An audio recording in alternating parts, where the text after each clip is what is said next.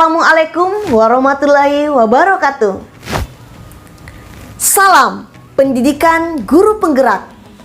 Perkenalkan, nama saya Dewi Rahayu, guru dari SMP 1 Nanggala, Kabupaten Toraja Utara. Video kali ini merupakan salah satu tugas demonstrasi kontekstual modul 1.4, yaitu melaksanakan praktik segitiga restitusi. Mungkin ada yang bertanya, what's the meaning of restitusi? Apa sih yang dimaksud restitusi? Jadi, menurut Gosen, restitusi adalah proses menciptakan kondisi bagi murid untuk memperbaiki kesalahan mereka, sehingga mereka bisa kembali kepada kelompok mereka dengan karakter yang lebih kuat. Sementara segitiga restitusi adalah suatu proses dialog yang dijalankan oleh guru agar dapat menghasilkan murid yang mandiri dan bertanggung jawab. Dalam restitusi, posisi kontrol seorang guru adalah sebagai manajer yang mengarahkan dan memberikan peluang kepada peserta didik untuk mencari solusi terhadap masalah atau pelanggaran yang ia lakukan, sehingga tercipta motivasi intrinsik dalam dirinya. Maka dari itu, dalam menangani kasus atau pelanggaran peserta didik, kita harus memahami 5 posisi kontrol seorang guru. Yang pertama, penghukum. Yang kedua, pembuat merasa bersalah. Yang ketiga, teman. Yang keempat, pemantau. Dan yang kelima, manajer. Dari kelima posisi kontrol tersebut, yang paling ideal yang dilakukan oleh seorang guru adalah posisi kontrol sebagai seorang manajer. Jadi, ketika ada peserta didik yang melakukan pelanggaran, kita sebaiknya jangan menggunakan posisi kontrol sebagai penghukum atau membuat peserta didik merasa bersalah, termasuk menghardik ataupun memarahi. Karena hal tersebut membuat peserta didik makin tertekan dan tidak percaya diri terhadap dirinya, dan bisa jadi dia menjadi pendendam, bahkan dia akan melakukan tindakan yang agresif atau lebih buruk lagi. Tapi ketika ada peserta didik yang melakukan pelanggaran, maka sebaiknya kita memposisikan diri kita sebagai seorang manajer dengan menerapkan segitiga restitusi. Segitiga restitusi terdiri atas 3 langkah. Yang pertama, menstabilkan identitas. Teori kontrolnya yaitu kita semua akan melakukan hal terbaik yang bisa kita lakukan. Maka, ketika ada peserta didik yang melakukan pelanggaran, anak tersebut sedang mengalami kegagalan untuk melakukan hal terbaik yang sebenarnya dia mampu lakukan kok. Maka, ketika kita mengkritik dia, memarahi dia, sesungguhnya kita masih tetap membuatnya dalam posisi gagal. Oleh sebab itu, pada tahapan pertama ini, langkah pertama yang harus kita lakukan yaitu menstabilkan identitas peserta didik yang melakukan pelanggaran. Dari identitas gagal menuju ke identitas sukses. Adapun contoh bentuk kalimat penguatannya yaitu, semua orang pernah melakukan pelanggaran atau kesalahan, nak. Tidak ada manusia yang sempurna. Nobody is perfect. Tapi Allah membekali kita akal agar kita tidak terjebak pada kesalahan yang sama. Setelah menstabilkan identitas peserta didik, di sini peserta didik mulai tenang dan bisa percaya diri untuk melakukan hal terbaik yang mampu dia lakukan.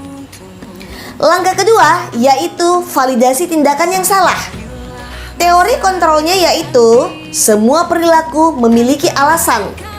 Pada tahap ini, guru memvalidasi kesalahan peserta didik dan mencari tahu alasan peserta didik melakukan pelanggaran. Contoh kalimatnya yaitu, kamu pasti punya alasan, nak, mengapa melakukan hal tersebut. Pada tahapan ini, murid akan terbuka bercerita, menceritakan alasan tindakannya. Dan guru perlu memahami alasan peserta didik bahwa peserta didik tersebut akan melakukan hal terbaik di lain waktu. Langkah ketiga yaitu menanyakan keyakinan kelas atau sekolah. Teori kontrolnya yaitu kita semua memiliki motivasi internal. Pada tahap ini, sebaiknya di awal tahun ajaran baru, setiap wali kelas mengarahkan anak walinya untuk membuat keyakinan kelas, atau dulu kita kenal dengan sebutan kesepakatan kelas. Keyakinan kelas ini ditempel di dinding kelas dari hasil curah pendapat peserta didik dalam kelas tersebut. Keyakinan kelas berisi nilai-nilai kebajikan universal yang disepakati secara tersirat dan tersurat, terlepas dari latar belakang suku, negara, bahasa, maupun agama. Ketika identitas sukses telah tercapai dan tingkah laku yang salah telah divalidasi, maka peserta didik akan siap untuk dihubungkan dengan nilai-nilai yang dia percaya dan berpindah menjadi orang yang dia inginkan. Sehingga pada tahapan ini kita memberikan peluang kepada peserta didik untuk mencari solusi terhadap masalah yang dihadapi, sehingga dia mampu menumbuhkan kesadaran dan motivasi intrinsik dari dalam dirinya untuk melakukan hal terbaik ke depannya. Contoh, ada siswa yang terlambat datang ke sekolah, lalu kita telah menstabilkan identitasnya dan memvalidasi tindakan yang salah. Maka langkah ketiga yaitu menanyakan keyakinan kelas. Bentuk kalimatnya yaitu, masih ingatkah Anandaku tentang keyakinan kelas kita? Bagian mana dari keyakinan kelas yang Anandaku belum lakukan? Apa hal yang bisa kamu lakukan untuk mengatasi pelanggaran yang kamu lakukan, Nak? Dari pertanyaan-pertanyaan bermakna tersebut, peserta didik diberikan peluang untuk mencari solusi terhadap permasalahan yang dia hadapi, sehingga membentuk peserta didik menjadi pribadi yang lebih mandiri dan bertanggung jawab. Berikut contoh video praktik segitiga restitusi di sekolah kami. Selamat menyaksikan.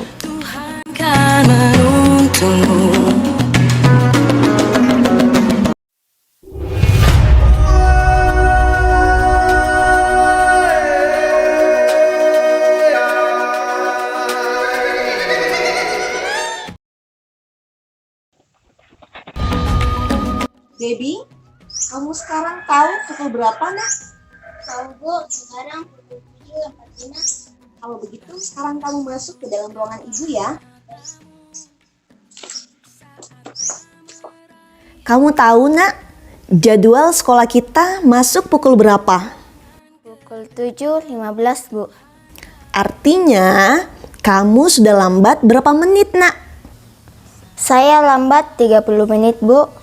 Maaf, saya melanggar aturan di sekolah ini, Bu. Semua orang pernah melakukan kesalahan, Nak. Nobody is perfect.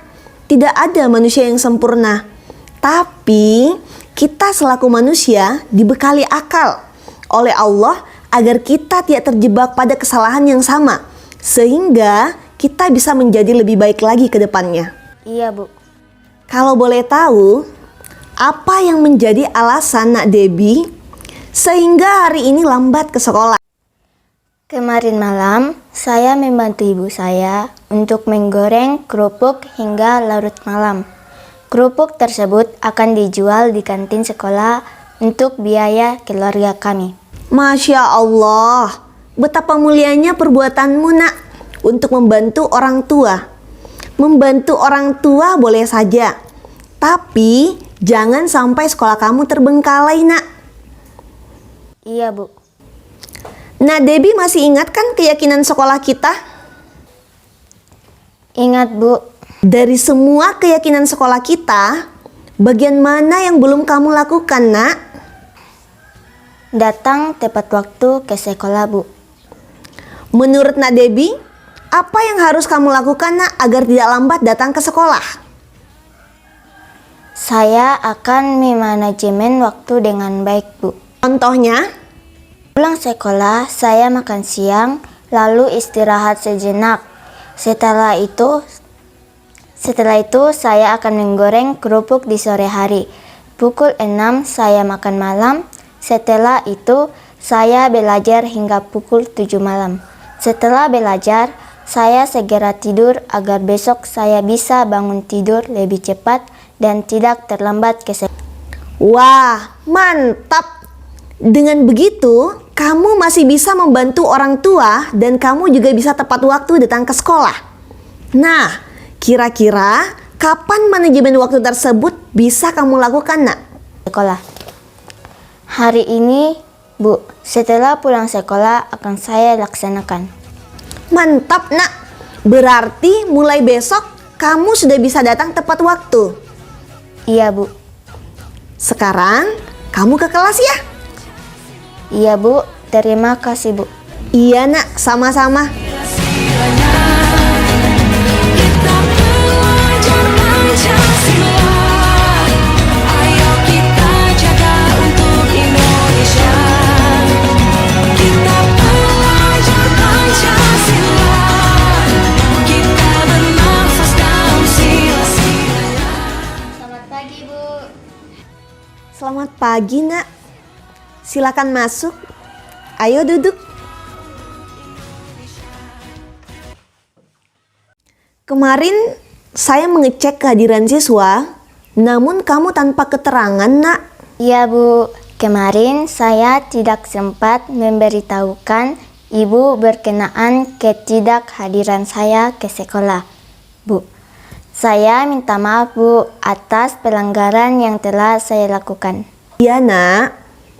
Melakukan pelanggaran karena sesuatu yang tidak disengaja itu tidak apa-apa. Asal jangan melakukan pelanggaran karena unsur kesengajaan ya. Iya, Bu. Kalau boleh tahu, apa yang menjadi alasan Nak Debbie sehingga kemarin tidak hadir ke sekolah? Kemarin saya diajak tante saya pergi piknik, Bu. Wah, pergi piknik tentu sangat menyenangkan. Tapi jangan sampai bertepatan dengan waktu ataupun jadwal pembelajaran di sekolah ya. Iya, Bu. Nak Debbie, masih ingat kan keyakinan sekolah kita? Ingat, Bu. Dari semua keyakinan sekolah kita, bagian mana yang Nak Debbie belum lakukan? Disiplin datang ke sekolah, Bu. Menurut Nak Debbie, apa yang kamu harus lakukan agar bisa disiplin datang ke sekolah? Saya dengan tertib akan mengikuti jadwal PBM di sekolah, Bu. Jika ada kegiatan lain di luar jam sekolah, seperti kegiatan piknik, maka saya harus mengutamakan jadwal sekolah saya daripada piknik. Kedepannya, saya akan piknik di hari Minggu ataupun ketika ada hari libur lainnya. Nah, berarti Debbie sudah paham tentang penerapan disiplin di sekolah. Iya, Bu. Sekarang kamu kembali ke kelas ya. Iya, Bu. Terima kasih, Bu. Iya, Nak, sama-sama.